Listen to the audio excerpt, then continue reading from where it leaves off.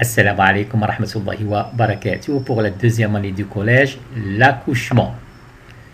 Voilà, donc notre activité nous demande de dégager ou de déterminer les principales étapes de l'accouchement et déterminer la durée de chacune de ces étapes.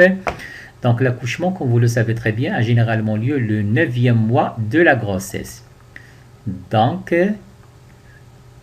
comme vous le constatez, nous avons notre fœtus à l'intérieur du sac amniotique. Nous voyons très bien le liquide amniotique, le col de l'utérus. Donc, dans la plupart des cas, lors du dernier mois de la grossesse, c'est-à-dire le 9e mois, le fœtus s'est positionné la tête en bas vers le bassin. C'est une position normale et se prépare bien sûr pour quitter le sac, l'utérus.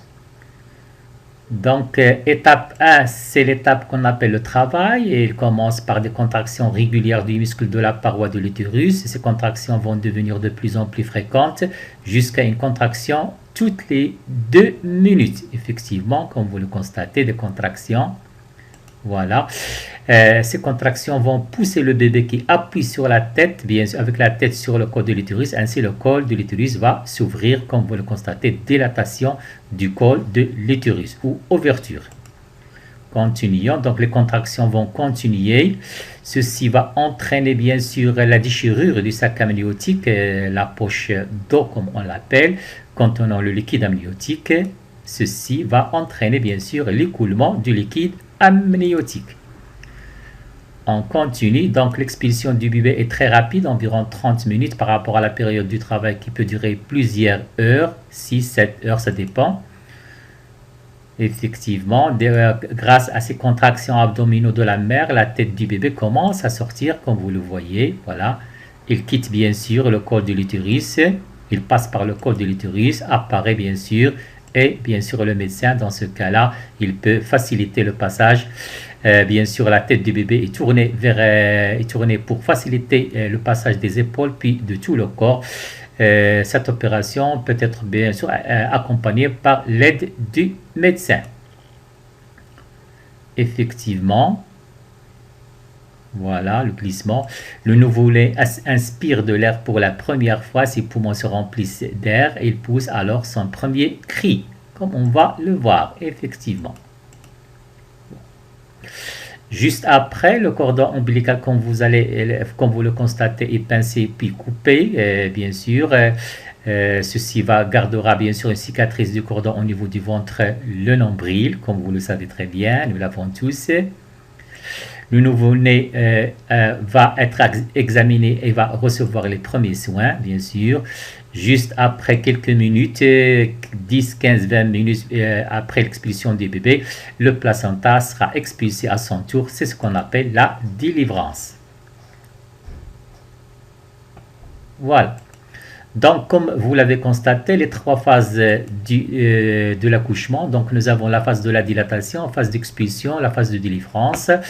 Phase 1 de dilatation, déclenchement du travail, dilatation complète 10 cm, contraction tous les 10 à 30 secondes. Pendant 10 à 30 secondes, fréquence augmente bien sûr tous les 20 minutes. Plus longue étape de l'accouchement, nous l'avons déjà dit, pendant cette période, le sac amniotique se rompera et le liquide amniotique coulera. La phase d'expulsion, dilatation complète cette fois-ci, ceci va entraîner la naissance, contraction aux 2-3 minutes et durant 1 minute, peut durer 2 heures pendant ces contractions. Besoin de force bien sûr pour pousser bien sûr le fœtus, le nouveau-né vers l'extérieur. Phase de délivrance, délivrance du placenta, contraction puissante après 15 minutes après la naissance. Donc, comme nous l'avons déjà dit, les étapes de l'accouchement, début du travail, effacement du col, dilatation du col et rupture du poche amniotique, 7 à 8 heures, ça durait bien sûr. Phase 2, l'expulsion dure 30 minutes et enfin la délivrance 20 à 30 minutes. Des positions anormaux du fœtus, comme vous le constatez, ce sont des positions sièges, ce sont des positions anormales, bien sûr. On voit très bien que le pied est en avant. Bien sûr, ceci va provoquer un accouchement très difficile.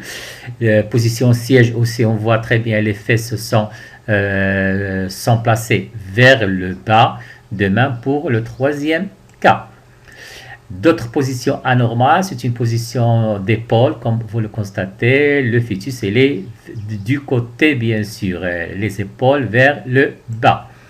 Donc, si l'accouchement normal est difficile ou impossible, ceci, bien sûr, va amener le médecin, bien sûr, à choisir bien sûr la possibilité d'une césarienne. Il s'agit d'une intervention chirurgicale visant à extraire un enfant de l'utérus maternel par une incision, bien sûr, comme vous le constatez, abdominale et utérine.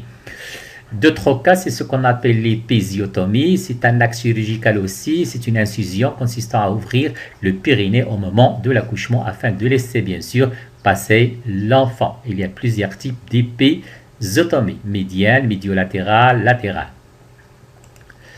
Merci.